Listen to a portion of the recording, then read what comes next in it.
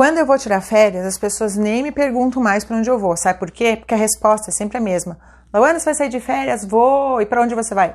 Para Disney.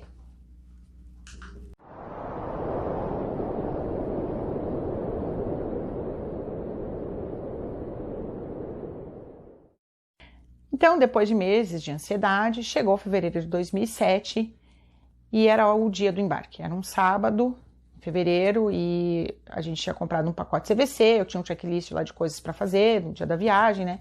Então, eu tava finalizando mala, pegando passaporte, voucher de viagem. E daí no checklist eu descobri que eu esqueci de fazer a autorização de viagem para a Júlia poder viajar comigo, só com a mãe. O pai da Júlia comprou uma passagem de última hora para ir para Guarulhos, para lá na Polícia Federal, lá em Guarulhos, tentar fazer a autorização de viagem para ela poder ir para Orlando comigo. A companhia aérea que eu tinha que fazer o check-in estava de um lado do aeroporto, o aeroporto de Guarulhos, a maioria das pessoas conhece, sabe que ele é um aeroporto bem pequeno, né? Então, era de um lado e então o aeroporto, o check-in de um lado, a sala da Polícia Federal do outro lado. A gente não contava com esse imprevisto, foi um baita mico. Já de cara. Falei, não vai dar pra viajar mais, a gente não vai poder ir, vamos perder tudo, não sei o que lá, foi horrível. E eu sei que quando a gente tava chegando perto da fila da companhia aérea pra fazer o check-in, tinha uma moça da companhia aérea falando só os nossos nomes, Júlia, Lauana, última chamada, pra Orlando.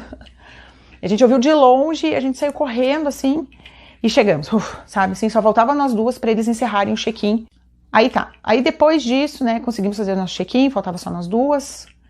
Outro mico, né, que eu esqueci, porque eu nunca tinha viajado com a Júlia assim, sozinha, né, sem o pai junto, que lá dentro, quando você tá com o menor, você tem que passar pela Polícia Federal e você tem que apresentar o passaporte, documentação de viagem e tal, autorização do outro responsável que não tá viajando com o menor junto, e isso é um procedimento que demora um pouco. Mas eu pensei assim, bom, como eu já fiz o check-in, já sabem que eu tô aqui com a minha filha, não vão sair daqui sem mim. Então, dica, se você tem um filho menor de idade e você vai viajar com ele, hoje em dia você tem duas possibilidades. Quando você vai viajar sem o outro responsável, você pode ir no cartório e fazer uma autorização de viagem, o cartório geralmente tem um modelo pronto para isso. Ou se você tem um bom relacionamento, né, com o outro responsável, você pode já deixar isso pré-aprovado no passaporte do menor. Então, quando você renova, ou você faz o passaporte, você renova o passaporte do menor lá na Polícia Federal, indo os dois pais, existe a possibilidade de já aparecer no passaporte do menor que ele pode viajar com um dos responsáveis ou sozinho, tá? A gente chegou a achar que realmente não ia embarcar para Orlando, mas no último minuto, assim, do segundo tempo, a gente conseguiu, deu certo. Daí a gente chegou na manhã do dia seguinte, era um voo noturno, na manhã do dia seguinte a gente chegou em Orlando. Aí a gente sabe que tem o procedimento, né, de customs, que é para você pegar o teu visto de permanência nos Estados Unidos, quanto tempo você pode ficar aqui. E a gente não sabia como funcionava, né, por mais que você leia coisas na internet, a realidade é diferente, né, quando você está na situação. Então, uma dica da internet que funciona até hoje, quando você voltar a viajar, que acabar a pandemia e tudo, é o seguinte, siga o fluxo.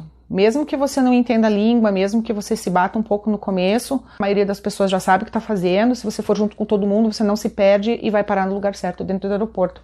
Então a primeira coisa que você vai ter que fazer é se apresentar no balcão de imigração, no Customs Service, e fazer a tua entrevista de permanência. Então você não pega as malas nesse momento, você pega as malas depois. Então passamos ali, né, fizemos a entrevista, papá. Naquela época ainda era o quadradinho, né, que tinha que grampear no passaporte, não era o carimbo. Pegamos as malas, era super cedo. Quando a gente chegou no aeroporto em Orlando, devia ser perto de 6 da manhã, né, por aí.